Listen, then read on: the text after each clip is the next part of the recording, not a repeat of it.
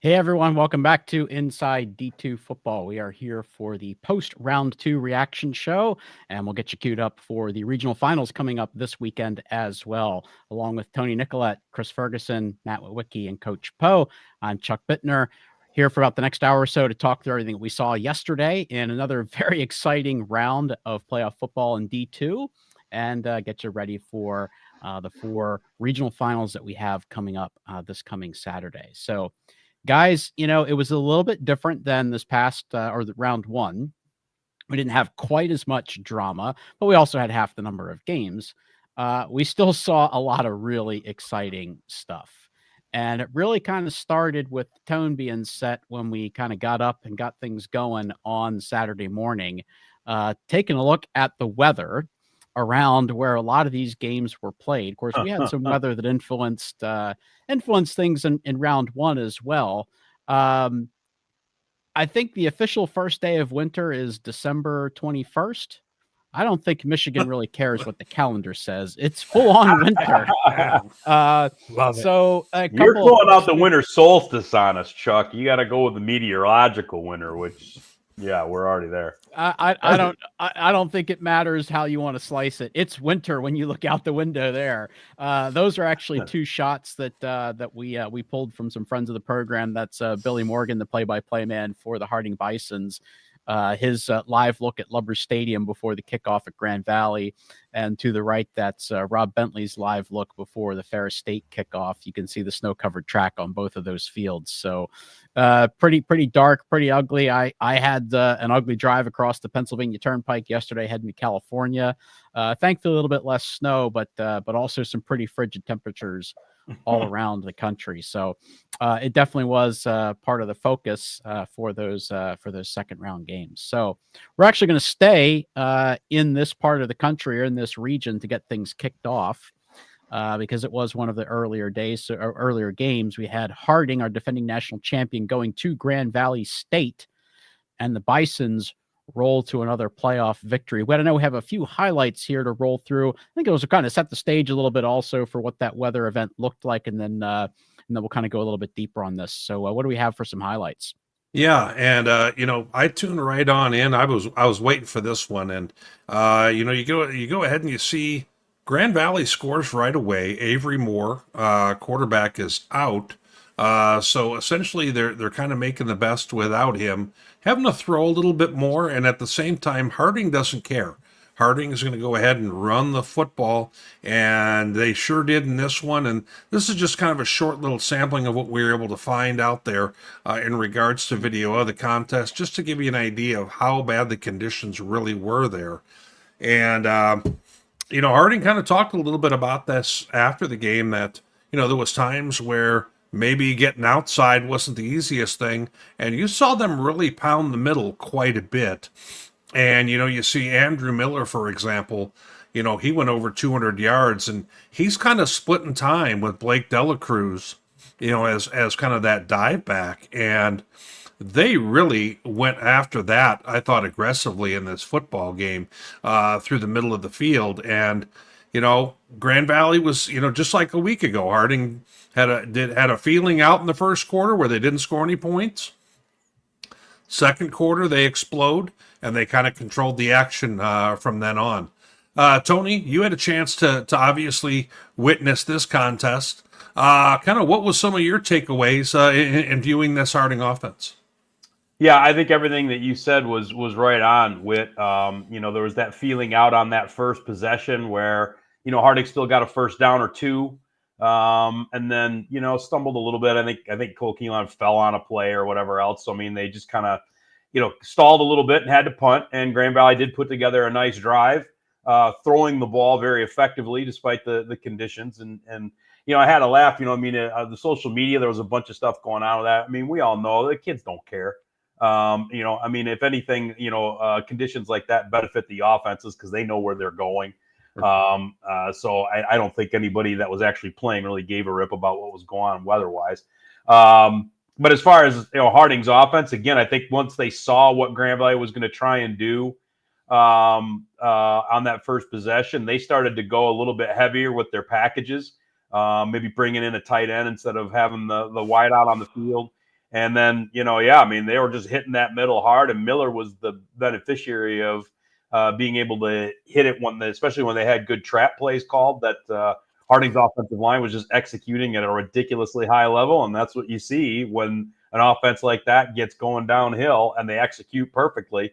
It's just next to impossible to stop. And Grand Valley just didn't have adjustments or ways to be able to do anything about that middle pound that Harding kept going to. And they got to the outside a little bit, but I don't think they did in ways that they would normally be accustomed or the way they wanted to. Grand Valley did a pretty good job of taking that away.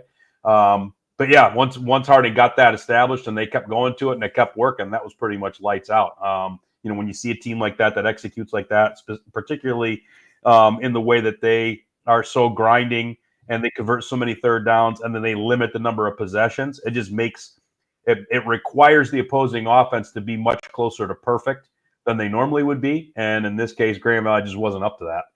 Tony, I really kind of felt that in this game, without having Avery Moore, I immediately was concerned about, is Grand Valley going to be able to operate their offense really like they want to? And they came out throwing quite a bit early, and they had some success. I think it kind of caught Harding off guard a little bit. But in those conditions, it felt like that was going to be a tall ask to continue to have success through the air like that. And then the moment they kind of stopped having that, boy, Harding really can seize the momentum. And then from there on out, Tony, it really feels like it puts a lot of pressure on the other offense, knowing that team is going to keep scoring or potentially could, and shrink the clock at the same time. Yeah, for sure. And, I don't know. I think Grand Valley felt pretty good about what they were doing in that first half. I mean, again, they got that first drive. The second drive, there was a bit of a mistake there that put them behind the chains, where they ended up having to kick it away. The third drive, they were getting into plus territory pretty well and fumble, right. And it's those sorts of things that maybe against most opponents, you've got the room to be able to work your way around. You don't have that against Harding. And so, if Grand Valley had executed a little bit more at a little bit higher level, yeah, they probably could have hung around a little bit longer. Would the result have been different? I don't know. And I think that's one of the things that we really just haven't seen, other than the Washita game earlier this year, is what does it look like when Harding is uncomfortable? You just don't see what that looks like to know how they would be able to adapt to that, because they always feel like they're in complete control of the game. If you don't have them down by more than 2 scores, they don't have to deviate from what they want to do. So until somebody finds a way to put pressure on them in that manner, they're going to be really tough to stop. Absolutely. And as far as, what you were saying, Grand Valley not being at full go, it's what it is. You get to this stage of the season, everybody's got people who are nicked up. If you look at what Ike Adengwu did over these 2 games, especially when he wasn't sure whether he was going to start or not, until certain points in the week. I mean, he really performed pretty well, despite not being the guy throughout the bulk of the year. So it's not like Grand Valley was completely ineffective. But yeah, I mean, it's seeing what Grand Valley would have looked like at full capacity, quote unquote, just from the standpoint that they do run the ball a little bit more with Avery than they do with Ike. Would that have made a difference? Yeah, again, it would have been interesting to see, but whether that would have changed the outcome is for others to decide. Sure. All right. Well, Whit, let's head to another region. We had a handful of upsets yesterday where we had unseeded teams taking down seeded teams. This was one of those events. So we had, actually, I guess LR technically was not a seeded team either, but we had Virginia Union going to LR as the host team. K-Ferg, man, I mean, I don't think anybody is shocked that Virginia Union won this game. But man, what a performance for the Panthers. I imagine it's just a very, very satisfying result for the CIAA faithful, and especially for the Panthers. Yes, absolutely, 100%. And it was the fact that, like, VUU did this. RJ Rosales coming out as a quarterback. And he brings such a different dimension on offense as a more of a runner than Mark Wright, the more of the pocket passer. But man, I tell you, VUU, they did I think they did enough to like sort of keep Lenore Ryan at bay and then get going in the run game. Like they hit that big shot in the second quarter from RJ Rosales to RJ Vick, their stud wide receiver, to take the lead, and they just really didn't let up after that. They never trailed in this game actually, and I mean of note is once they hit that big shot to RJ Vick, 2 play drive to get down the field very quickly. Um, then you just sort of had this scenario where um, they just took over. It was a combination of Jada Byers, Curtis Allen, and RJ Vick. I mean, I'm sorry, RJ Rosales in the run game, and they would have like one completion in a drive, and all of a sudden it was just the combination of those three that would just get like chunk yards, and they just wore Lenore Ryan down. And if you're Lenore Ryan, it feels pretty good to get to this point. Adonis McDaniel, he's going to be pretty good for them going into next season for sure. But they were so one-dimensional. They didn't get much going in the run game. That was kind of expected. So you put a lot of pressure in the passing game, and Poe, you said this. We talked about this game, but Lenore Ryan regressed to the mean, and it was like the wrong time of the year to have done that. But for Virginia Union, the way they just sort of like man, I just love all the formations they run. They run the I formation. Yep. And how many teams in Division II do you know that they do the shotgun, but they can also run the I? And it was not like enough. Right. And they ran the I with the fullback, and they kept running it, and it just beat Lenore Ryan in submission. So it was a very, very satisfying win if you're a CAA fan. Yeah, and Poe, I'd like to get a little bit more of your insight on this because I know that you know the Lenore Ryan program very well, and we kind of talked about heading into the playoffs, and after last week, just within the past few weeks, we've sort of seen two variations here of Lenore Ryan. Right, there's the team that went on the road and got a really impressive playoff win at West Alabama. There's also the LR team that kind of limped into the playoffs by having to kick a field goal in the last play of the game to beat Anderson. So, it was just kind of just like Ferg said, a little bit of just kind of regressing a little bit and not playing up to their full potential, or what were some of the other things that you saw that just didn't go their way? Yeah, what I saw was surprising was their lack of tackling on defense. It felt like Byers got a lot of second effort yardage, right? He makes contact and he's bouncing off of it. Curtis Allen making contact, bouncing off of it, getting extra yardage. They just couldn't get him on the ground and couldn't get it stopped. One of the things that we talked about was Virginia Union having to play a complete game.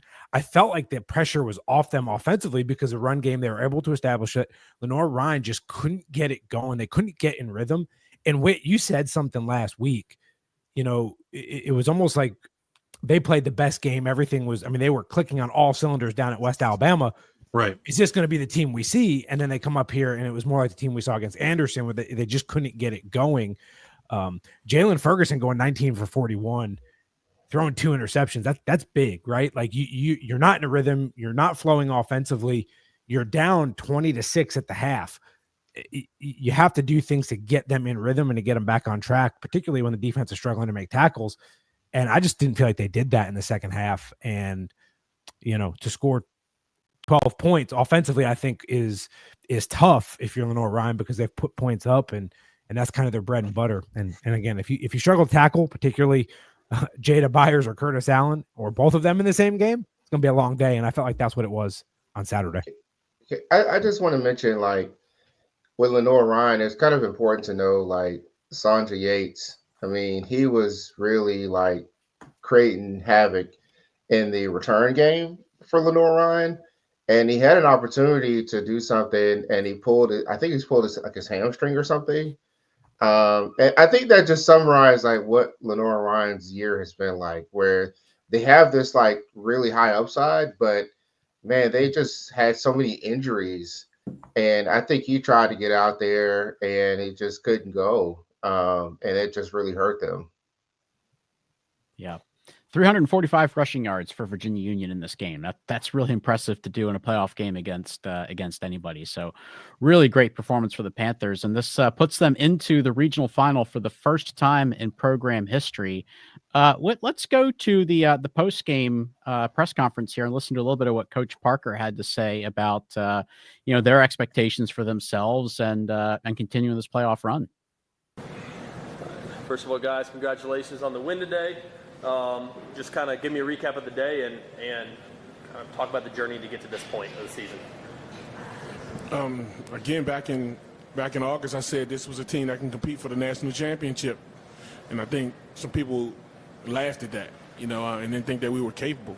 Now, we're one of 8 teams that's still playing. We're just blessed. I'm blessed to have a group that has pretty much stayed the course and locked in and done a lot of the things that we've asked and play some good daggone football, So I'm just happy.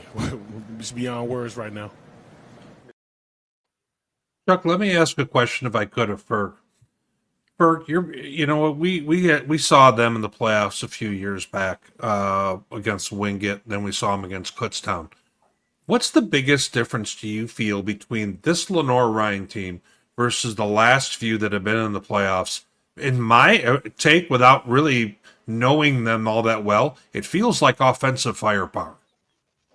Yeah, VUU has a passing game. That's the big difference. They're a threat to pass the ball, and that takes a lot of heat off of the running game. So, because once VUU gets going in the run game, they're very hard to stop.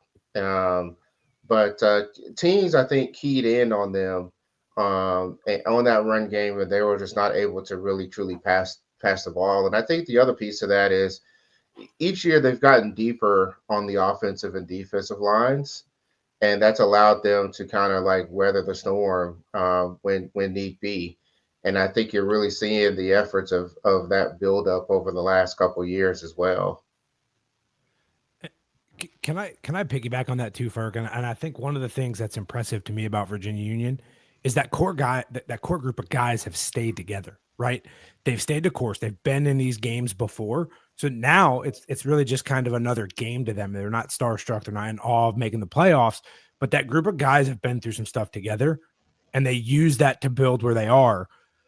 And so I think it's really hard to, as a coach, it's really hard to win close, tough games with guys that are in and out of the portal at times. We, as coaches, we refer to them as mercenaries. Like, it's hard to win big games with them because the guys that stay the course, if you have a team that's together like Virginia Union is, and they're playing really well, they're hard to beat. You know what I mean? So they're bought in, they've done it together. So I think it's a statement for Virginia Union to kind of be where they are with the group of guys they have. Yeah. Yeah. It's a great point, Bo. All right. So, and I know you guys will go deep on that when we do the Super Region 2 playoff pod later on this week. Let's head to Super Region 1. We had Ashland going to California. Remember, Ashland took out the number 2 seed in this region, Charleston, last week in a thriller. Kicked a field goal in the last play of the game to win that. They go to California, and you can probably tell by the final score of this one, it was a thriller, and it came right down to the very end. I actually was at this game yesterday, so you can kind of see there a little bit of setting the scene. We had some snow flurries, and it was chilly. Ashland actually got the upper hand early on in this. A little bit of an unlikely hero here as well. That's Luke Brenner. Didn't get a lot of snaps. I think only had a handful of catches during the season. He actually gets the first points of the day. That was like the first touchdown of his career for Ashland there. So they actually get out to a 7-0 lead. And it kind of looked like Cal had the answer for that. They came back with a score, and then it looked like they were really going to kind of take the momentum. They answered the touchdown that Ashland got, and they started moving the ball. They had a little success both running and throwing the ball. Had a second drive going that looked like it was going to finish. And then this happens. That's an interception right at the goal line. Took some points off the board there for California. Really changed the way the rest of this half played out. Now, Cal actually did end up getting back in front a little bit later on. Got up 14-7. But that interception and killing that drive really did change the complexion of this half. I think if they had gotten points out of that, they might have had an opportunity to get some separation. But what you see here is Ashland backed up on their 1 yard line, guys. This actually happened because one player signaled for a fair catch. The ball was caught by a different player. The ruling was that the ball was dead where it was caught at the 1 yard line. No problem. Ashland goes 99 yards to tie the game. And then this happens.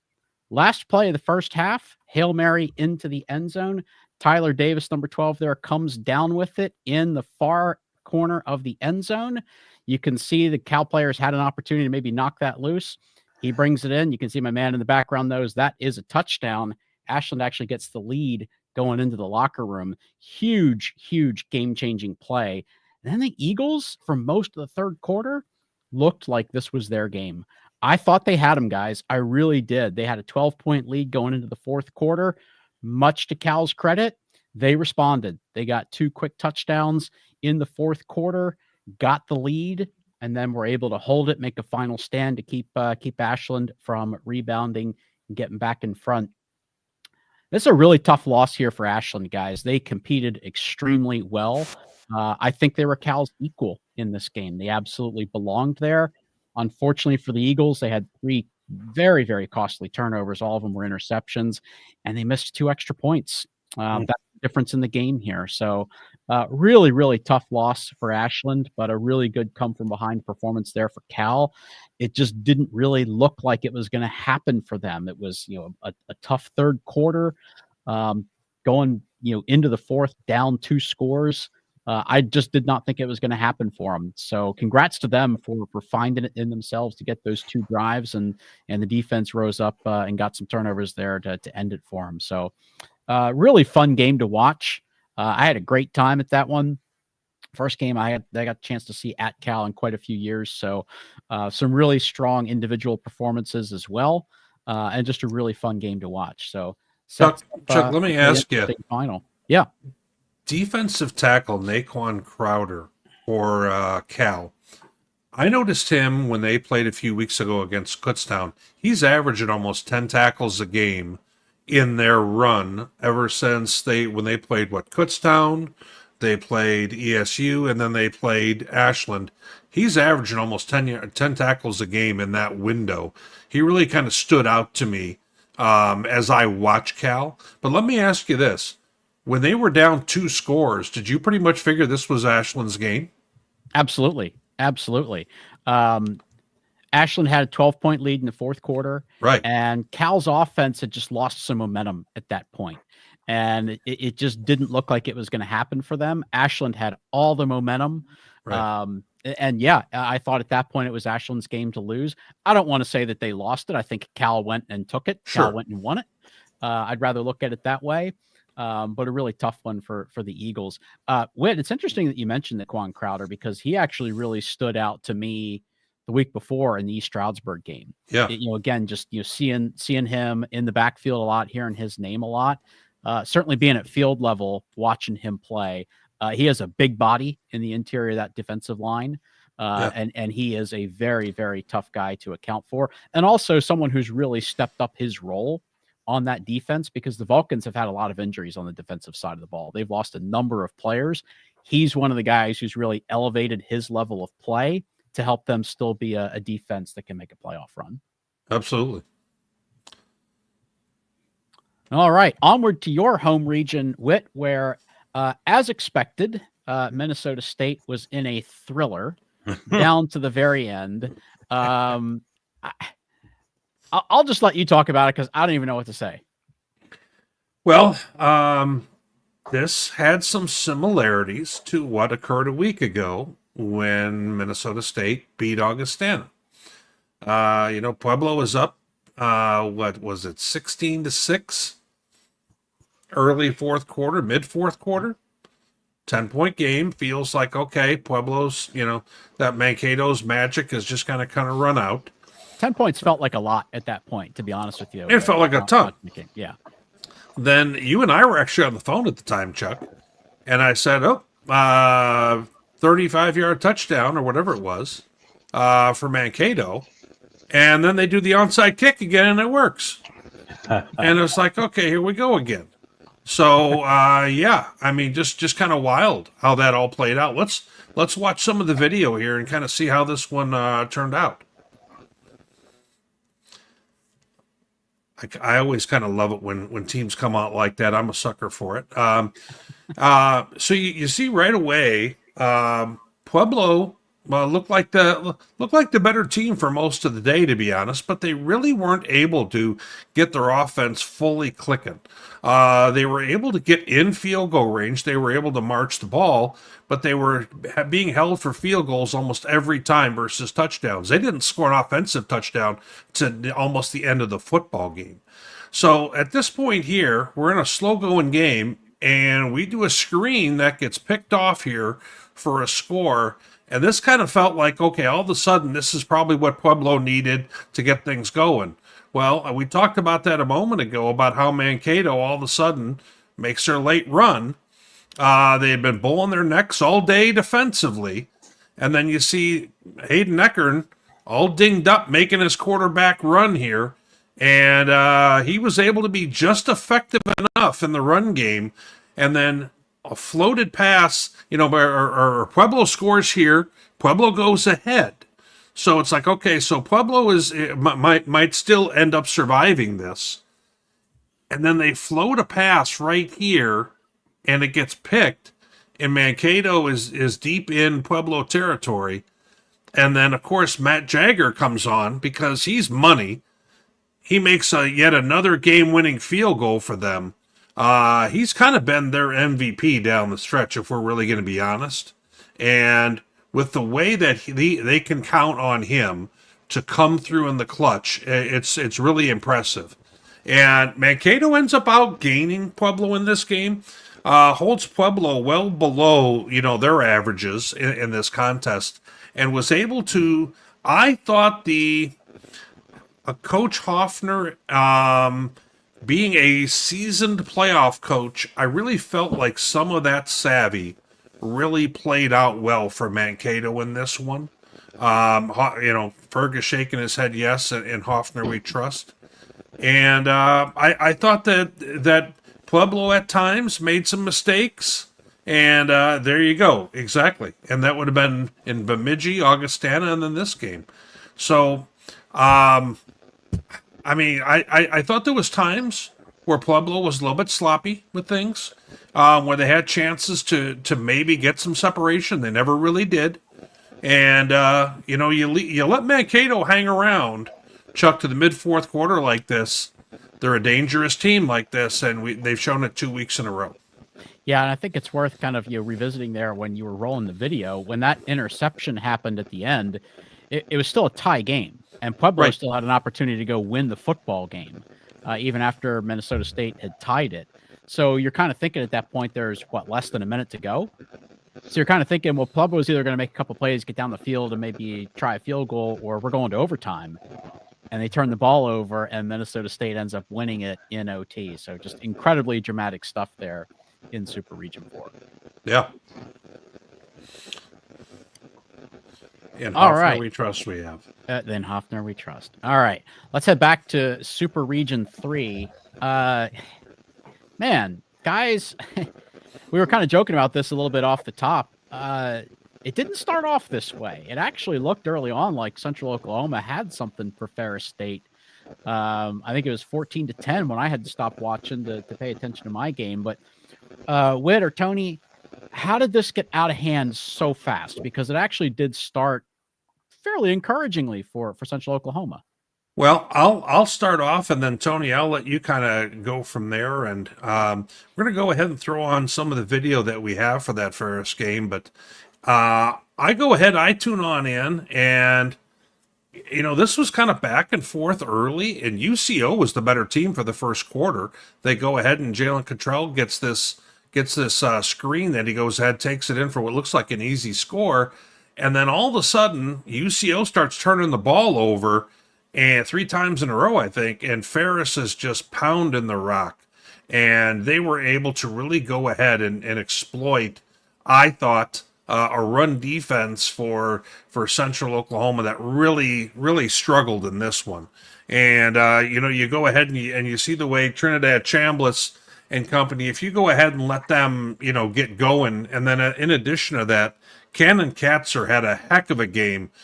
He's a if you haven't watched Ferris much, he's kind of emerged for them as a really nice ball carrier. They can go ahead and kind of run that dive play with him a little bit.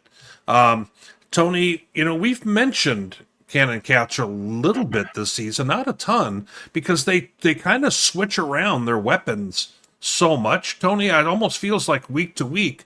I don't know if it's Brady Rose. I don't know who it's going to be. Well, that's one of the things that Ferris tries to rely on is their ability to beat you with so many different people. But I mean, if you really want to look at who has been their primary guy in the backfield, it's been Katzer all year. So, and they were pretty excited to get a hold of him anyway. He was a Washington State transfer, and I think They felt like he could really fit what they wanted. And in some games, he's probably been a little bit more prolific or prevalent in how they've used him than others.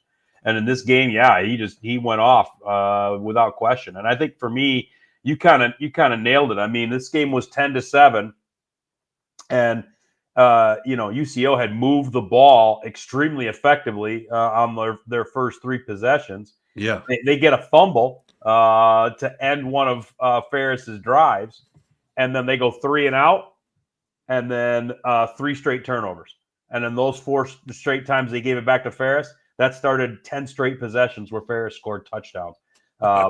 Sans the kneel down to end the first half.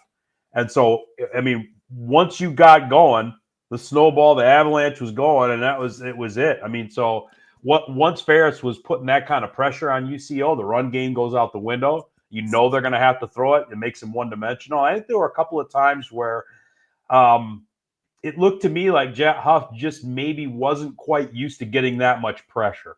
And sometimes it wasn't necessarily even pressure that was straight from the snap. He'd be sitting back there, and his just internal clock, I think throughout most of the season was probably a little bit longer than what he needed in this game. And they got a couple of sacks off that and forced a couple mistakes. And it just, it was definitely a game where momentum played a huge factor in it. And once it got on Ferris's side, it never went back the other way. Yeah, no doubt. I just want to mention something. Like UCO, their Achilles heel has just been that they've always gotten into these shootouts. Yeah. And that's what Ferris kind of sometimes can live for, because they can put up points in a hurry. And UCO just wasn't built for something like this. I just felt like, because once the floodgates open on defense like that, and they could have hold the tie back, it was over. Well, this has actually got a lot of similarities to the Harding Grand Valley game. Grand Valley had to match to be able to keep up, and UCO, to your point, Ferg, I mean, they were in games where even if they had to match, usually they were going to be okay with that.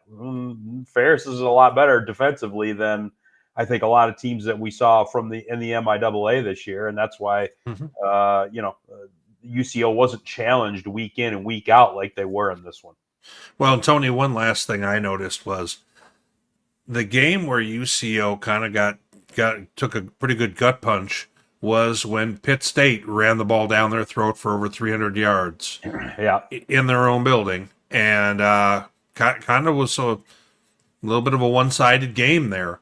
And I think Ferris was able to capitalize on that and some once they got going. Yeah, I would totally agree with that. Yeah. All right. Well, that was certainly something. Whit, let's go back to Super Region 1. A little bit of a tighter contest here. The Super Region 1 bracket, guys, man, the last couple of years now, look, we know what to expect when this gets into semis. It'll be a different story there. But if you just want to watch some really good dramatic playoff football, we have seen this last couple of years, just a lot of teams that are very close, very even on talent. And man, it has produced some thrilling games. I do think a lot of people, including some of us, really did feel that if Kutztown played their best football here, they could possibly win this fairly comfortably. In fact, when Carrie and I did the Super Region 1 show, I know there were some people that thought that this could potentially even be a shutout, the way Kutztown's defense was playing.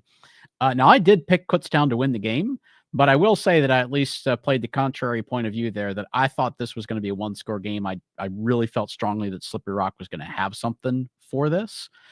Even though they're in opposite divisions in the PSAC, this has become a bit of a rivalry game because of the number of high-stakes games that they have played against each other. So, I know we don't have a lot of video, but we'll roll some photos just to give everyone a little bit of a visual of what this looked like. It did actually go very much the way a lot of us thought it was going to. It was low scoring. It was primarily a defensive struggle, but Slippery Rock actually did have the lead at the half.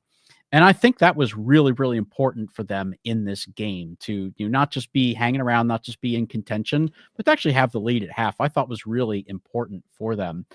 It was really kind of interesting the way this went for both of these teams, because you had Slippery Rock really couldn't establish much running the ball, but they had a decent passing threat. And for Kutztown, it was the exact opposite. They really couldn't throw the ball at all, but they were able to establish some rush. But neither team was able to find some balance that really posed a threat to the other team. And I think when you got down to it, Kutztown's kind of inability to kind of make a play throwing the ball ended up being a big factor. And maybe we can wind that back here in a moment, Whit, but this really got intense at the very end. And just I'm gonna let it play again, Chuck, as you keep talking. Yeah, just to kind of run you through what Slippery Rock had to do to win this game at the end. They were down 8 points late in the fourth quarter. They go on a drive. They get an 8-point score to tie the game. Almost actually had a shot to kick a game-winning field goal, but the clock ran out on them. They get into overtime.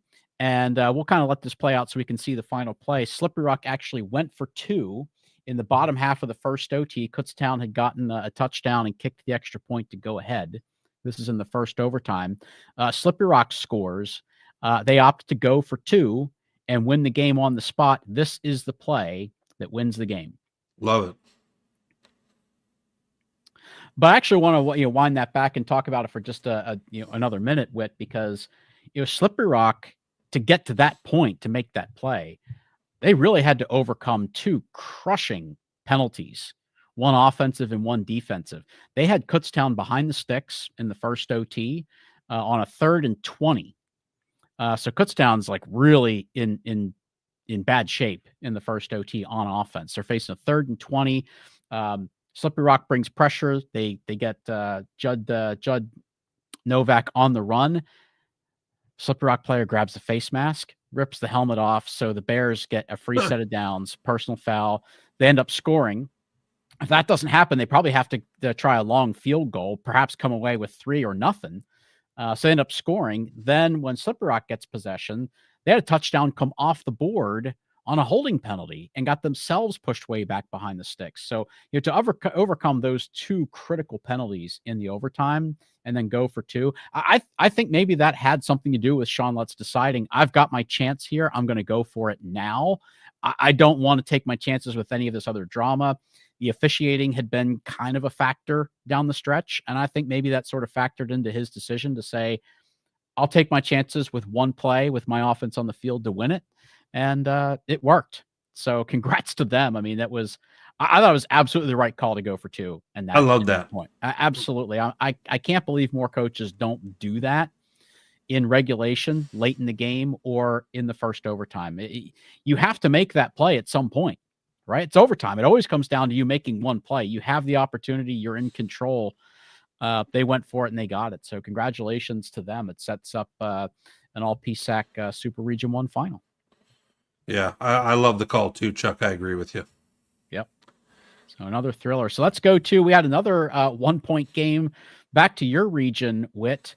Once again, you and I kind of talked about this. And you guys talked about it on your SR4 show.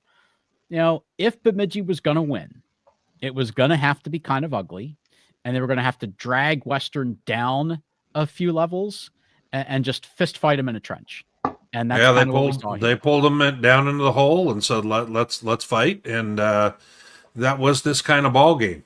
Drew Nash kind of was the offense for the Mountaineers. I mean, he was able to run for over 100 yards. He got loose for a long score that felt like it might be the difference in the football game.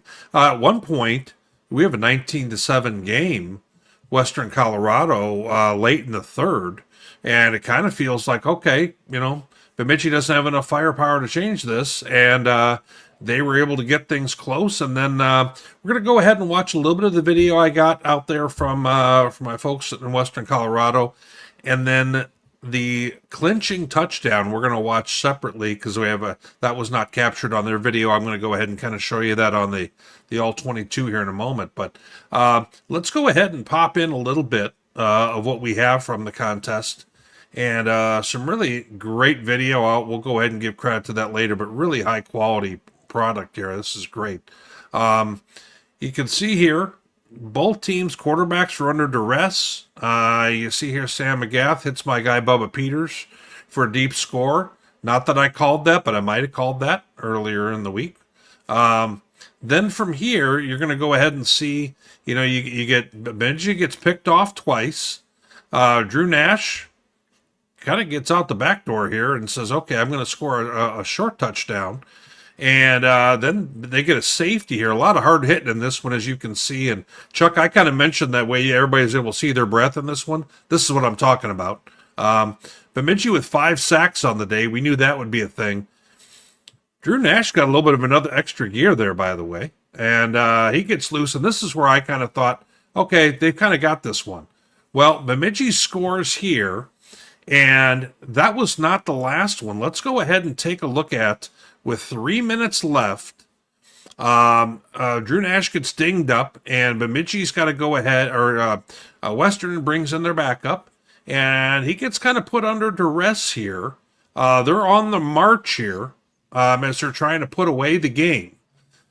He steps on up in the pocket.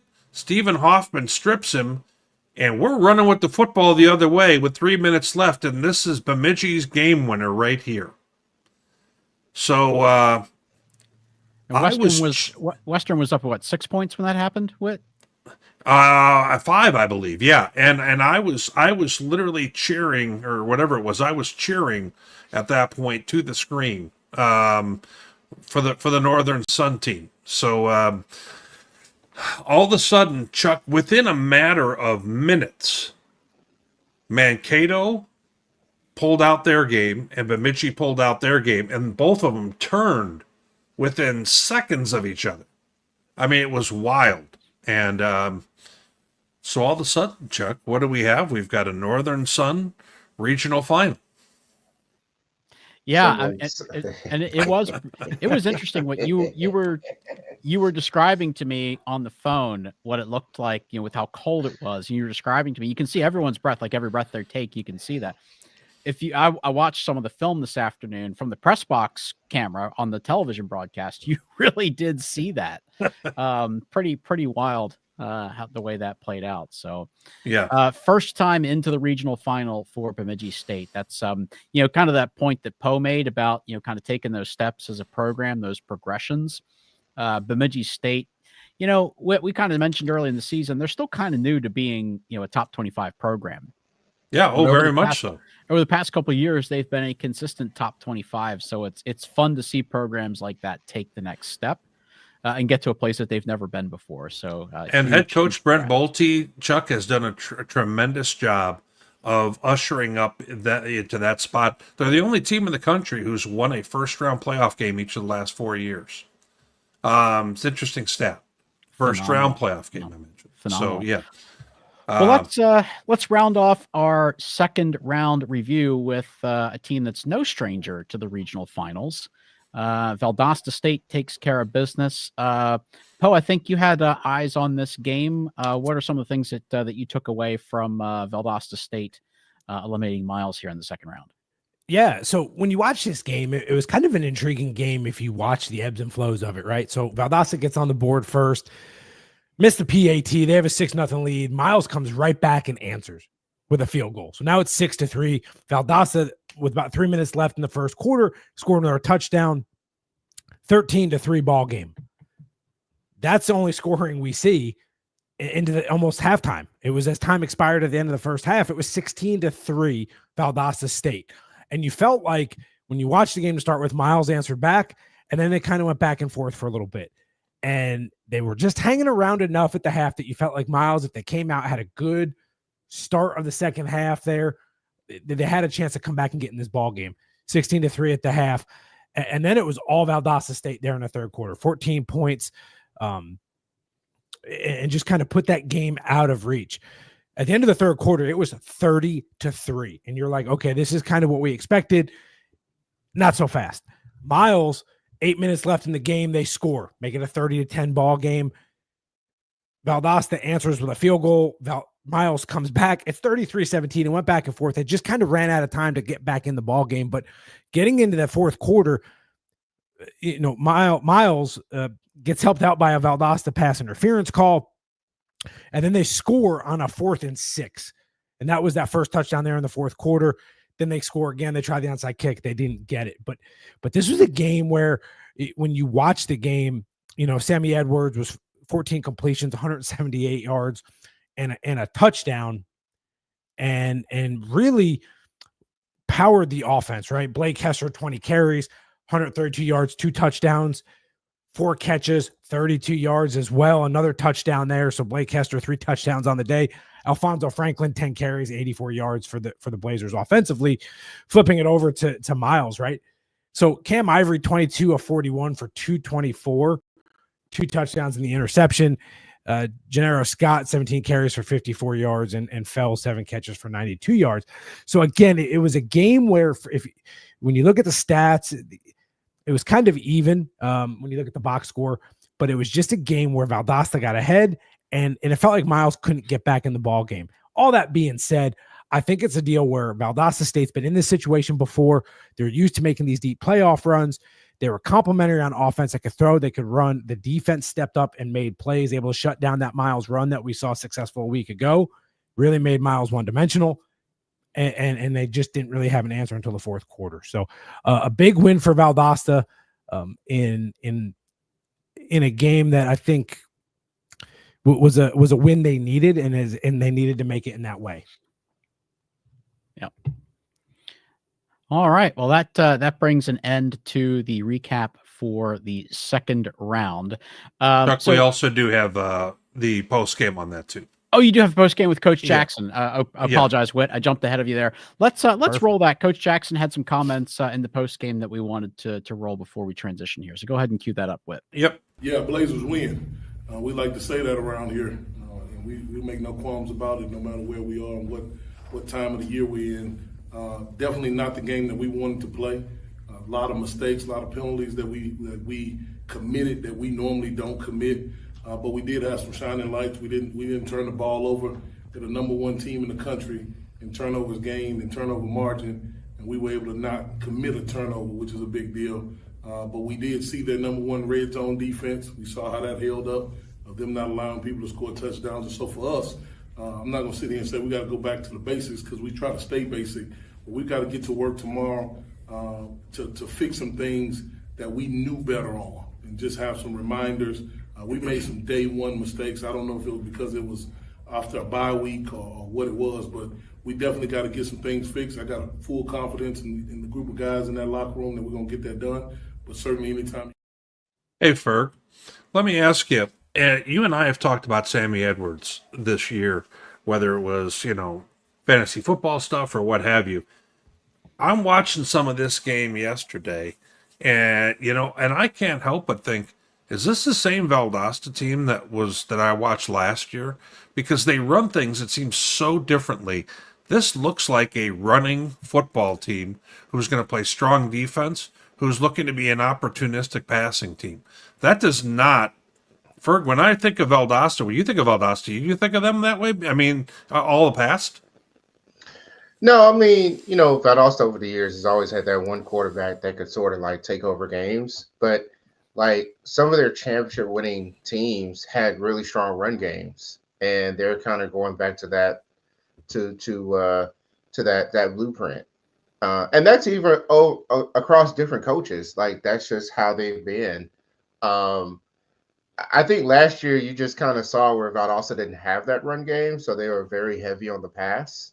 And that's kind of what did them in when they had bad weather in the playoffs last year. I think this is just going back to the blueprint where you don't have to put Sammy Edwards in those places to try to win the game for you, and you can also pin your ears back on defense. If you think about where Valdosta was, 2 years ago when they went 5-6. Right. I mean, they've sort of rebuilt the roster in a way that can sort of withstand these deeper runs, and I think that's what you got with the Blazers now. Yeah. All right. Well, Whit, I tried to cut out like 5 minutes of material from you, but are we ready to go on to the next bit here? Sure. Yeah. All right. So that puts a bow on round 2. We'll look at the matchups coming up in the regional finals here in a few minutes. But before we do that, I want to shine some light on the players who are nominees for the Harlon Hill Award. If you're new to Division II, the Harlon Hill Trophy is awarded to the Division II National Player of the Year. It can be considered the equivalent of the Heisman Trophy for Division II. I don't like to say that. I like to have it stand on its own, but that's what it is. It's the award for the National Player of the Year. Players do have to be nominated by their school. It's not a national committee, or it's not people like us who just submit a ballot and say, here's who I'm voting for. They do have to be nominated by their school. Each school can nominate only one player. So there's definitely a handful of schools out there that have more than one player who would be a solid candidate for this, but they can only nominate one player. So sometimes it's a difficult choice that they have to do.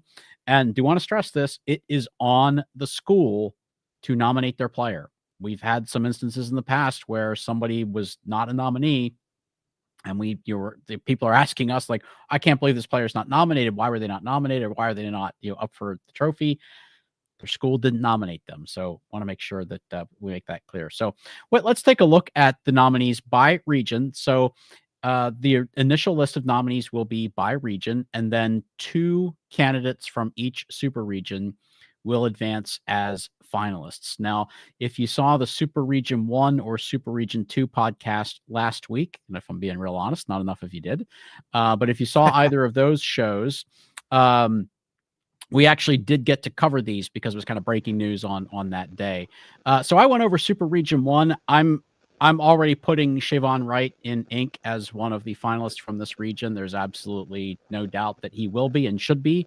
I think he's one of the top 3, possibly even a winner of the trophy. So Carrie and I kind of talked about who else might be the other finalist from this region, and we talked through a couple of different names. We mentioned some of the other quarterbacks on this list. I got to be honest with you guys, after watching the playoff games, the numbers aren't there for him this year, but Braden Long at Slippery Rock, man, just a really, really good quarterback that you want leading your offense. He doesn't have the numbers this year. It's just a little bit different. Same thing with Sammy Edwards. Yeah. Very same deal here with Braden Long. But I'll tell you what, if those are all names in the transfer portal and you can tell me I can pick one and I've got a scholarship to burn, he's my choice. So I might actually lean towards Braden there. So those are your nominees in Super Region 2. Our Super Region 1. Let's take a look at 2. Coach Poe, I know you got to kind of lead a conversation with K-Ferg on this. What were some of the highlights that you guys picked out of this list of nominees? Yeah, I think a couple guys that stuck out, and I'll let Ferg hit on this here in a second, but a couple guys that stuck out were obviously, Jada Byers and what he's been able to do for Virginia Union, and just his consistency this year running the football. That teams are focusing on him, and he still, carried the load. Sammy Edwards, can't deny what he's done at Valdosta State this year, leading that team into the regional finals. Isaiah Knowles, we talked about Christian Peters, and David Wright all had exceptional years as well. Who am I missing? I know we talked about a bunch of guys last week on the Super Region 2 show. Yeah, maybe this might be an opportunity for a defensive person to kind of slip in. Benari Black at the top of the list there had over 110 tackles this year, and had quite a few tackles for loss as well, anchoring that defense for Johnson C. Smith. So, this one, the one person that has name recognition, being Sammy Edwards, not having the numbers and having other quarterbacks kind of there, may provide the opportunity for a defensive player out of Super Region 2 to make it to the finalists. Yep. I think early in the year, David Wright was a name that I thought, we could see as a finalist out of this region. I think kind of late in the season, the turnovers became a little bit of a problem there, but still another great season from him. Whit, let's go to Super Region 3. So I know you have close eyes on this region, hosting the MIAA Weekly podcast. What are some of the names that stand out to you here?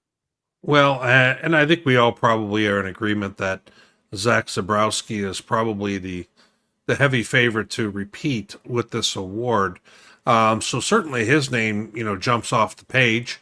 At the same time, you got some great receivers, two of the top receivers in the country with Terrell Davis and then also Tyler Common. But I think to some extent they're going to get a little bit canceled out in the MIAA audience with, the UCM quarterback getting most of the kudos there. I think this is where you see a Trinidad Chambliss. His name is gotten very much established this year.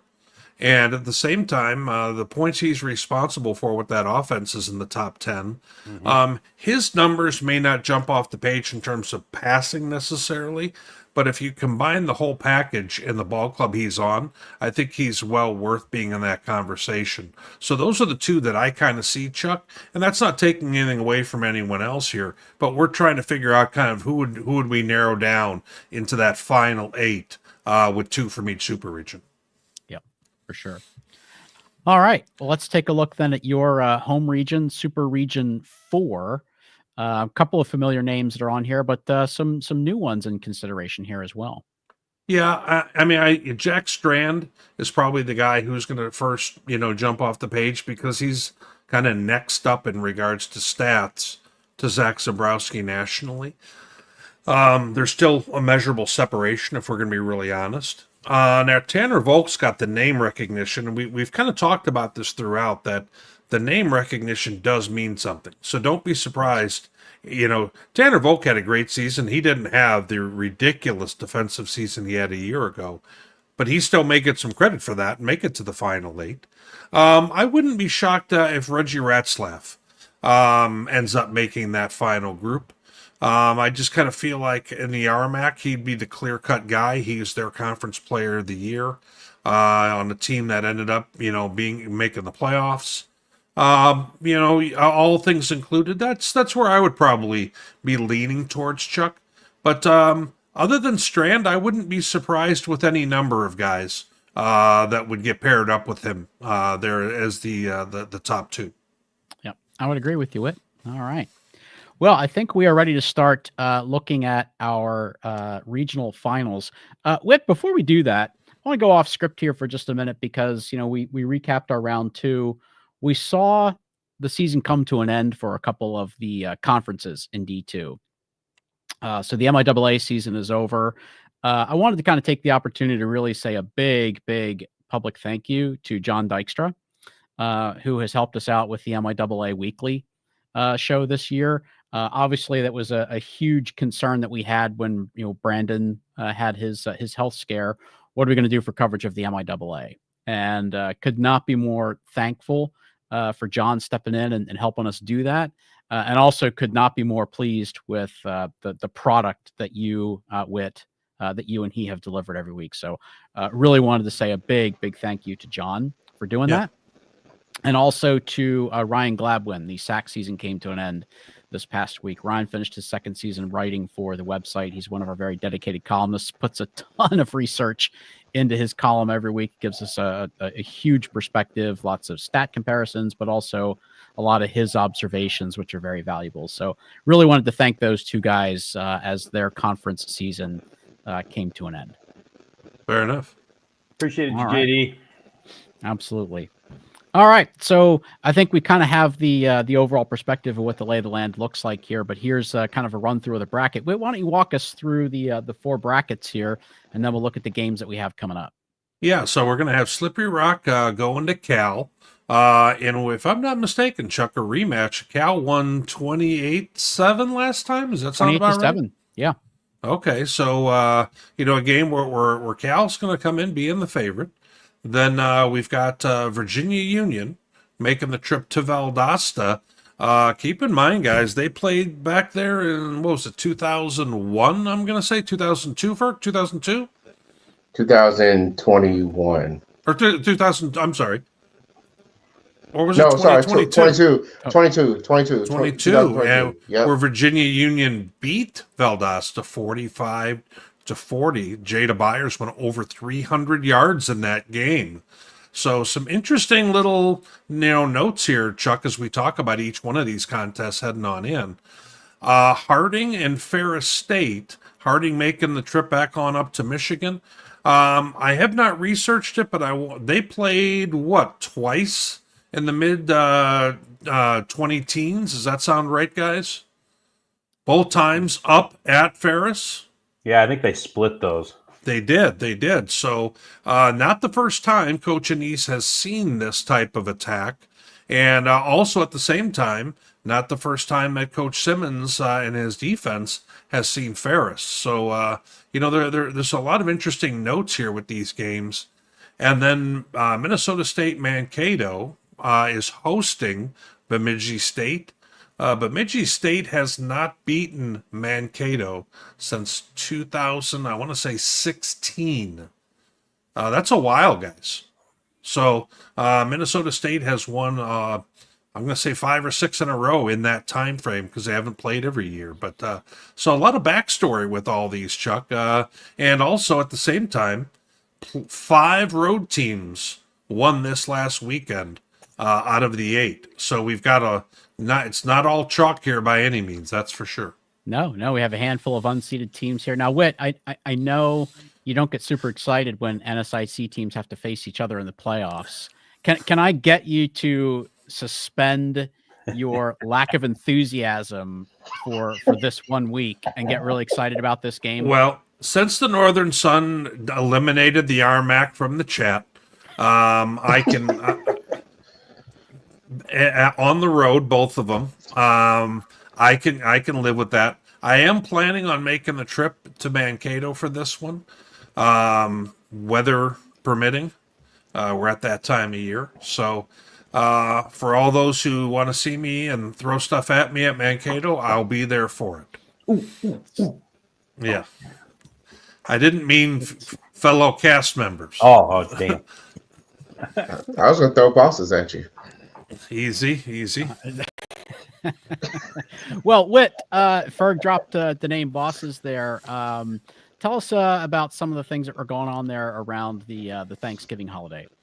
Yeah, you know what? It's great for us to be affiliated with a sponsor like this. Their 16th straight year of going ahead in Sioux Falls and hosting a feed, for those less fortunate. About 1,500, meals were made and prepared, and tons of volunteers there. I mean, I can't say enough about the Seafelt family who runs Boss's Pizza, and it's really great to be, connected with an organization like that. Now, we wouldn't be doing our job if we didn't, mention the fact that they're still looking for franchisee opportunities. So if you're looking to open a Boss's anywhere, they will hear you on out. Go to their webpage. There's a spot where you can go to be a franchisee in the top right corner. But once again, good on them for doing that like they did. Absolutely. Congratulations to them. Well, let's move into the picks for the upcoming game. So we have just 4, which is good because that means Ferg can't go 7-1 again this week. Yeah, what the in the picks. So there is your snapshot. I was actually pretty pleased to find out that I went 5-3 because it felt like it wasn't that good because of some of the results that we saw. So there are your current standings with the results from last week. Only one of us below 500, which actually is pretty remarkable considering some of the results that we saw. So, well, good odds were it was going to be Tony or me. So it was a coin flip there. Tony decided to jump on the sword at that point. Hey, so, man. Ashland got me again. Tony and I are both hoping to stay over 500 for the year, but we're battling it tooth and nail. I don't know if mathematically we've got that much to worry about, but I'm going to try and find out. I just want to say very quickly as part of my victory speech, Slippery Rock, I was not familiar with your game. It was a Slippery Rock game that got me by 1 point. Well done, Rock. Well done. Yep. I think that was unanimous last week, if I recall. I think we all picked Kutztown Yeah. on that one. So Yes. you got Yes. all of us. All right. Well, Whit, walk us through it. We have 4 matchups coming up. What are we looking at here? Yeah, so we're starting off with one that's not going to be easy right off the cuff here. Slippery Rock going into Cal. Are they going to get revenge on and make their way to the Final Four here? Ferg, since you were chirping a moment ago, we're going to let you start. That'll be fine. Well, I think my concern is no different than it was last week. Cal, they really let Ashland hang around. I was expecting Ashland to have something on offense, but not to that degree. And I think Slippery Rock needed a low-scoring defensive game, and they got it. I still like Cal and their offense to sort of carry them through this game again. So I'm going to go with the Vulcans. Okay. Tony, which direction are you leaning on this one? Well, no matter what I pick, it's these games. Like I told you with Cal and Ashland last week, I always pick them all wrong, so I went with Ashland. So this week I'm gonna go with Slippery Rock. Fair enough. Chuck, how about yourself? Well, here, real interesting nugget that a friend of mine alerted me to. California is playing at home for the 7th week in a row, if you can believe that. I don't know that I've ever heard that. That's just the way their schedule fell this week. They played 5 of the first 6 games of the year on the road, and then they closed with like 4 straight home games, and now 3 straight home playoff games. So 7 weeks in a row they're playing football at Adamson Stadium. Man, it's hard to ignore the fact that Cal won this previous matchup in very convincing fashion, but I'm going to go Slippery Rock here in the rematch. I think Ashland absolutely could have won that game. They had them. I'm not saying Ashland blew it, but they had Cal, and they just couldn't hang on to it. Some mistakes cost them, and they made the kind of mistakes that Slippery Rock doesn't make. And I think that Slippery Rock is going to have better game plan this time around. Now, my concern for the Rock is when you go back and look at that loss at Cal, they couldn't run the ball at all. I think they had 10 rushing yards in that game. Really couldn't run the ball at all at Kutztown, but they were able to get by. And I think with some really good defense, some special teams also stepped up here. I think this is a tough ask for Cal to beat them twice in the same season here. So I'm going to go Slippery Rock. Coach Poe, what are your thoughts? Yeah, I like what you just said there, Chuck. I think it's really hard to beat a team twice in the same season. Even though it was a 28-7 game, Cal, the first time they played, I like Slippery Rock. I like the way they played on Saturday. I thought they were gritty. They figured out a way to win. Give me Slippery Rock to win this thing. Well, given where I'm at in the standings, I was actually fully prepared to take Slippery Rock here. But you know what? The Slippery Rock offense to me is, I feel like they just had a really big emotional win, and I'm going to go with Cal here, and I'm going to get some points back this week. That's how we're going to do that. All right. Oh, this is a heavy duty one. Virginia Union going to Valdosta State. Or as your buddy says, Ferg, on the Steve Gaither, what does he say? The other VSU? Is that what he calls them? Yes. The other VSU. We've got a match, 2 teams almost identical offensively in terms of points per game. Defense, Valdosta, I mean, if we were going to say that, before the season that they were going to have one of the strongest defenses in the field, I don't know if that would have been on my bingo card, but Ferg, speaking of Ferg social media, if you're not following Ferg on the Twitter machine, I'm just saying. So Ferg's got 112 votes. Usually that's not just 12 votes, but 112 votes. And Virginia Union leading in this here. Ferg, we'll come to you towards the end because you're going to have more of the answers for the quiz here, I think, than most of us. Coach Poe, you were really doing good in this pick'em, and then all of a sudden the bottom fell out. You need to get your magic pixie dust back. What do you got here? Yeah, I figured you'd want me to go first, so you have the answers to the test. But anyway, Whit, no, this is an intriguing game to me. I think with the way Virginia Union plays, as balanced as they are offensively, they could give Valdosta State some headaches and some issues. They're not going to be an easy out. I think Valdosta State ultimately is going to have a little bit too much firepower offensively. I expect it to be a high-scoring game, but I'm going to take Valdosta State at home in this one. Okay. Tony, which way are you leaning on this one? It's so hard to go against Valdosta State. Just the overall firepower.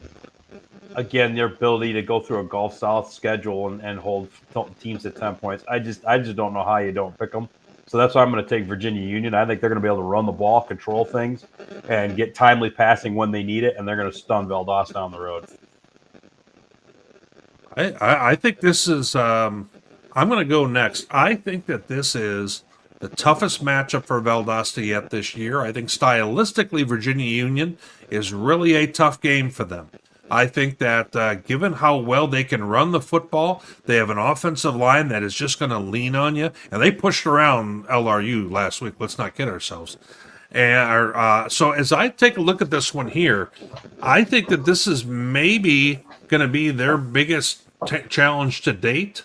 That said, I like Valdosta stepping up and avenging the loss of a few years ago and limiting Jada Byers versus what he did against them previously.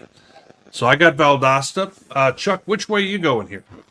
Man, I'm still waffling on this. I don't like this matchup for Valdosta State. And I'm going to bring this up because Clee says Jada going to have to run for 300 yards to. Well, first of all, he can do that. He's already done it. He's already done it. Right. Yes. But here's the other thing. I don't agree with that. I don't think he has to run for 300 yards. I think, Poe has made this point a couple times about complementary football for Virginia Union, and Ferg talked us through some of the other things that they've done. I don't think that they're completely reliant on Jada Byers running wild in order to win this game. I think they can win it other ways, including defensively. That said, I still think it's a very difficult ask to go to a Valdosta. Look, this is not the same Valdosta State team that they beat a couple years ago. Like, not even close. I do think this is a tough ask to go down there and win this game. I have absolute confidence that Virginia Union can win it, and I'm going to help them by picking Valdosta State. I picked Virginia Union a month ago to beat Virginia State, and they didn't. And I picked against them the last 3 weeks, and they've won all those games. So I am picking Valdosta State. So that feels like it should be a good omen for the Panthers. So, Ferg, this all leads into you, my friend. Well, I mean, I think Valdosta's going to have a good match. But, right now, we can't do this, okay?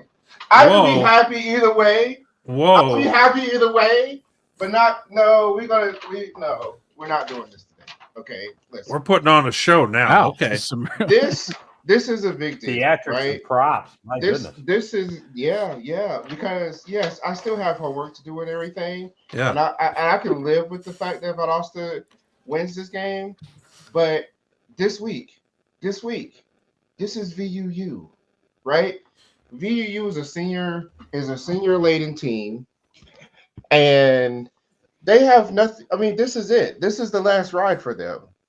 So they've put together this program with the depth and everything to try to get it done. Is it going to be easy? No. I mean, it's really not. But the one thing I can say about VUU that I've kind of observed is just the margin of victory.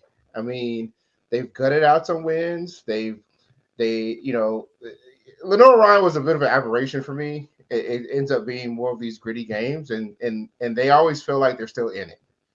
Now, Valdosta still has the ability to exploit some things for against VUU, particularly we talked about Sammy Edwards, right? And Sammy has the ability to pass as needed, and that's still there. So it's a really tough matchup, but I'm going to take the upset on the road, and I'm going to take VUU to go where only one other CIAA team has ever gone before, and to continue on their villain streak. Awesome. Moving on ahead. Oof. Some people will say that this is the national championship right here. You've got Harding making their second straight trip on up to Michigan, and they're going to be playing Ferris State. Let's look at those numbers. Both two of the highest scoring teams and the lowest amount given up. Heck of a ball game here. Tony, I'm going to start with you on this one. Unlike Poe, I don't think that I've got the answer key to anything. So this game, I've sat here and thought about this for the last, 24-ish, 28 hours. Because like I said earlier, when Harding operates at that level of efficiency offensively, it almost doesn't matter what you throw at them with your defense. They are going to find a way to score points and do it on almost every possession. On top of that, just that style in and of itself limits possessions, and it makes what you have to do when you've got the ball that much more crucial and that much more precious. Now, I don't think Harding has seen a team that operates with the offensive efficiency that Ferris does yet this year.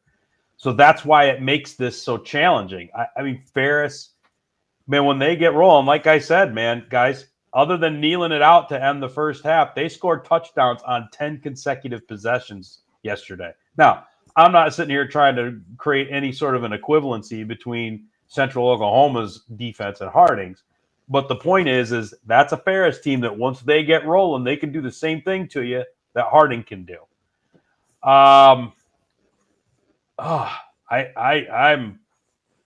really don't know where my head is on this. I just, having watched Harding in person yesterday, I guess I've got recency bias with that. I'm gonna take Ferris out at home and just say that, hey, Harding having to travel 3 weeks in a row hurts him a little bit. But if Harding goes up there and wins that game, that wouldn't surprise me in the least. Berg, which direction are you heading in this one? Harding. Okay. Chuck, what are your thoughts? Yeah, a lot of the same things that Tony articulated there. And I've really been struggling with this one too. I've picked Harding the last 2 weeks. I felt that they were kind of a mismatch for both Pitt and for Grand Valley, just with where both those teams are at right now. So I picked them in those two games. It feels very foolish to go against them here at Ferris. But man, I do think that this Ferris State team has just been getting better as the season goes on. I think that they're peaking at the right time. I frankly think this might be Tony Nese's best coaching job there at Ferris. Just because overall, I don't know that this Bulldogs team is quite as talented as some of the others that they've had. But look where they're at. So I really like what they're doing right now. I think that they're going to win this at home. But yeah, like Tony said, if Harding wins this, it certainly won't be a surprise. If they win it by a couple of scores, it won't be a surprise. So I think anything's on the table here. But since I have to put a pick on the record, I'll go with Ferris. Justin, Coach Poe, what do you got? I think I'm going to just kind of echo everything everybody else has said. Gosh, I mean, give me a coin and let's flip it, because I don't have an answer to this one. I thought there was a couple things as I've thought about it that stood out to me. And I think, dang, it's whoever flinches first in this thing, right? Like whoever turns the ball over, you're going to run the football and you're going to control the clock and shrink possessions. And this thing's going to be over in an hour and a half, probably. Just kidding, but not really. But I think there's two things that really stuck out to me. And I was not high on this Harding team when we came into the postseason, but the way they have executed at a high level the last couple of weeks has been really, really impressive. On the flip side of that, I look at Ferris and I say, they're maybe not as talented as they've been, but man, they're doing some really, really good stuff. They're scoring at a high clip and they're impressive and they're on a roll. I think for me as a coach, what I look at is, Chuck, you just said it, and this is something I had evaluated. When you look at their schedule, they've been on the road and they talk about that brotherhood. And going on the road isn't a negative to them. It galvanizes them. It brings them together. It's time on the bus. It's time in the hotel. It's time just focusing on the game. I think that matters when you get to this point in the season, and I think that does attribute to something. I'm going to take Harding in this game, but by the time we do our show next week, I may change my mind. By the time they play, I'll probably change my mind 3 more times, but I'm going to take Harding today. I changed my mind while I was making my pick. At the beginning of the show, I said, I think I'm on Harding. I literally talked myself in the other direction. I don't even know why. Well, I think this is the I think Harding has faced 2 teams so far that their offenses were both kind of leaking oil. Yeah. Pitt State offense, I talked about it quite a bit. That's been a problem for a while for them this year. To be able to punch back in a game where Harding gets ahead. And I thought Grand Valley was not, they just had, their offense has not been what it has been this year. That said, Ferris State is not that. Ferris State's got every bit of offense. And I think that that's the one thing that concerns me from just blindly saying Harding, because that machine is moving forward, whether they're on the road, no matter where they're playing. I think this comes down to a case of Harding gets the ball with the chance to win the game at the end and is marching, and the clock is running down because they're running the ball the way they are. And I think Harding goes ahead and gets a field goal at the end to win this. On the last play of the game, I'm going to take Harding to win a tight game against Ferris. I think Harding's defense is good enough. And I think it's going to force Ferris to play a different football game than they want to play versus the opposite direction. Yeah. So I'm going to take Harding in this one, but I'm really looking forward to this game. This is the last 3 national champions? Yeah. And they're playing each other now. So this seems almost like the ultimate matchup. It really is. Yeah, it is. Whit, if you could actually back up there for a second. Yeah. Well, I can't find it. Our friend Inkblot had put something in the chat. I can't find it now. Under the current configuration, this is year 7 in this regional configuration, and one of these 2 programs has won the region all 7 years. So that's a good indication right there. So yeah, pretty remarkable. Super Region 4. We have got the battle for the North. Bemidji State going to Blakesley Stadium, Minnesota State Mankato. Oh boy. Ferg, I think I know where you're going with this one, but do they still have your devotion like they once did? Well, I'm a really big fan of both of these teams. I mean, these are very blue-collar teams, and they're very physical. They already played this year. Mm-hmm. And it was a very tight game that came down to one of those field goals for Minnesota State to win the game. So, I mean, this is going to be very, very interesting how they both try to sort of approach this. And you guys use the term leaking oil. I mean, that's kind of what been Minnesota State for much of the year, right? But they're still like getting it done like an old Toyota. So I mean, you can't kill them, So as much as I like Bemidji and the Beavers, unfortunately, there's only one way and one right answer, as Whit would say. There's only one right answer. We're gonna ride it to the end. And Hoffner we trust. Okay, yes. Fair enough. I want all royalties. If there's ever a shirt or anything that comes with that, I want something royalties. Tells me I'm going to hear about that this weekend. But Chuck, which direction are you leaning on this one?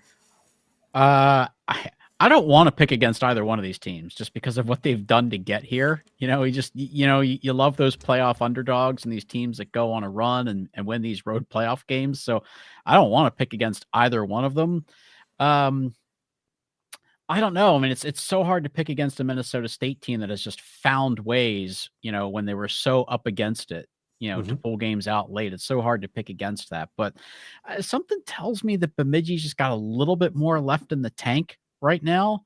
So I'm going to go with the Beavers to continue the road streak and win it. But I think it's going to be very low scoring. I think it's going to be really close, and this could be the game that's actually decided on a field goal in the last play, like it was back in September. Fair point. Coach Poe, which direction are you going on this one? Yeah, every time I pick against Minnesota State, I have to eat it. But I think on top of that, I feel like every time I'm watching them, they're coming down to last second plays, last second kicks to get there, and that's not sustainable, right? Like I think that's just it's not sustainable. I think Bemidji State is.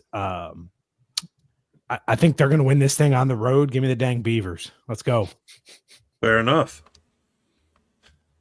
Tony, in a battle of first team to 20, which one do you like? Yeah, and I don't really like Bemidji from the standpoint that it took them, to get to 20 last week. They basically had to steal the ball from a backup quarterback and run it back for a touchdown in order to do it. That just makes me really uneasy. And for that reason, I'm going to take Bemidji State. Love it. Interesting swerve. Yeah. Well, guys, it's been, weeks ago, I'd kind of mentioned that I thought Mankato had the highest ceiling in the region and lowest floor. And, I had them losing to Augustana because Augustana had beaten them, a bunch of times in a row. Well, the Mavs have beaten Bemidji State here a bunch of times in a row. I picked Bemidji before the year to win the conference. Coaches didn't, but I did. And I am staying with Lord Bolte to go ahead and be the king of the North. I've got Bemidji winning this one on the road, and I'm sure I'm going to hear it from all the Maverick fans when I get there, and that's just fine. And Ferg, I'm sure that they're going to be liking what you're saying in Hoffner We Trust a whole lot more than what I'm saying. But I just kind of feel like Bemidji is going to know how to defend them really well. And at the same time, I think that Bemidji's a little healthier, and I'm going to go ahead and trust them to win a really close contest. All right. Well, it is going to be a good one. So, Whit, when you're up there, the sidelines are really tight there at the Blake. So you might need to skip lunch before that game. Make sure you suck your gut in when they're on your side of the field. Because Easy. Tight. I'm not planning on skipping any meals in this process. But that's right. You need insulation, man. It's winter. That's right. I need motivation for insulation. You need to be on the sidelines, man. You need to bundle it up. Well, Chuck, I want to remind everybody, we kind of did this on a regional pod the other day about, guys, if you're watching on YouTube, and even if you're not, go to our YouTube page, subscribe here, guys. We're putting out a whole lot of content this year. Our YouTube page should have a whole lot more people subscribing to it than what it does. You're also supposed to click like and all that good stuff. I'm told I'm supposed to say that. So just a reminder, if you're on YouTube, after the show ends, go ahead and subscribe. You'll make sure you always find out about our content that's upcoming. We also want to go ahead and thank a lot of folks who were able to provide us, whether it was video, audio, what have you, some of that presser stuff. Amelia Lucasen at Western Colorado, once again, really came through for us with some great video out there, and I wanted to kind of thank her personally. We will do that also on the other show. And, Chuck, that's kind of what we have for that, along with our normal regional shows that we have coming up this week. Tune on in and be ready for it, along with all our guys who are still writing and putting out their conference work as well. Yeah, be sure to join us for the regional podcast shows that we'll be doing this week. Only a couple games left to talk about in each of those regions, but we still have a lot of fun doing that. So, Whit, why don't we go ahead and pull this down? There's just a couple comments we'll get to. I know we're a bit long tonight, but there's a lot of good games that we needed to break down. So let's go to a couple of comments. Let me pull this one up just because I thought it was an interesting one from our friend Inkblot. Of course, we all know who Inkblot is. This was interesting. He says, if Ashland and one of the RMAC teams had held on, all 4 regional finals would have been between teams that won't be in each other's region next year. Because remember, we do have some regional realignment coming next year. So very interesting stat. I would not have thought of that, but I'm not at all surprised that Inkblot would have. So pretty fascinating. Pretty fascinating stat there. Let's see, Warren. Hey, thanks for sticking out with the show for us. You're here every week, and we really do appreciate that. Ashland wasn't playing well down the stretch. Yeah, the loss to Walsh late in the season, and then they kind of come back, and the win over Kentucky Wesleyan wasn't super impressive. I didn't think that they were going to last in the playoffs, and they represented extremely well. So huge ups to them. They deserved it. So. Let's see, a couple here for Whit coming over to tailgate. Mafia boys should be over there. If you're invited to a tailgate with some good food, I know you won't miss it. Yeah, you know what? I ran into Barney a few weeks ago at the Augie game, and his son Grant Guyette is one of the receivers for Mankato, and absolutely, I will be game. All right, so we'll pull that one down. I don't know where this comes from. Can't stomach the Vulcans winning. No idea where that comes from. Picked them in the first round, so I drove out to watch them play 4 hours. So yeah, I'd say. Right. Okay, but everybody's got their opinion. I was curious about this too. What was the temperature at the Western game? That came up when we were talking about that. I had looked that up because I was curious too. They didn't say. You know what the weather said? It just said sunny. It was sunny, but yeah, man, it looked cold. So. That looked like a high of teens at the most. Yeah, if that. Yeah, that looked pretty. Whit, I think you start a couple here. I'll pull these up to see if there was something here you wanted to talk through. Yeah, this was curious if the Valdosta or the Harding Ferris winner ends up the number 1 seed. I was taking a quick look at this earlier today, Chuck. With strength of schedule and everything else, one would think Ferris has a decent shot at still pulling off the 1 seed, but Valdosta being unbeaten, they would be. I wouldn't have any issue with that either. Being a 1 seed unbeaten. So it would be really what the committee is going to value at that point. It'd be hard to argue with the Super Region, 3 top team Ferris not getting the 1 overall. If Harding were to win, Harding's going to have 1 loss at that point and not the same strength of schedule necessarily because Ferris had quite a bit higher one coming in. But so maybe at that point you would see Valdosta 1, Harding 2. The Super Region 4 winner is going to be the bottom seed because they have 3 losses. Yeah. And then you would have the PSAC winner, essentially, as I'm going to call it, probably slide in that 3 spot. So that would be my guess right off the cuff. I think that that's how we would see that. Yep, for sure. Just a couple more here. I kind of thought this too, Joe. I thought ball security might be an issue for Harding just because of the way they pitch the ball a lot. Man, they just execute so damn well. It just was not a factor. Yeah, they did put the ball on the deck a couple of times, but I mean, again, that's kind of average. You know what I mean? Right, when you run that style offense, you're gonna do that once or twice a game, kind of no matter what. So it wasn't because the weather made it happen. Right. Maybe we'll I'll check for a few more while Whit. I thought this was kind of interesting from our guy AC, and I kind of started that to make sure we also thank him for all of his work covering the RMAC. The podcast that he did this year with Miles and with Tanner Draper was really good, very well received. So we really thank him for that. Actually, I wanted to bring this up because I think you and I kind of both thought this as well when we were talking earlier that if it came down to semis and things like that, that Valdosta might be able to get Ferris, but probably not Harding.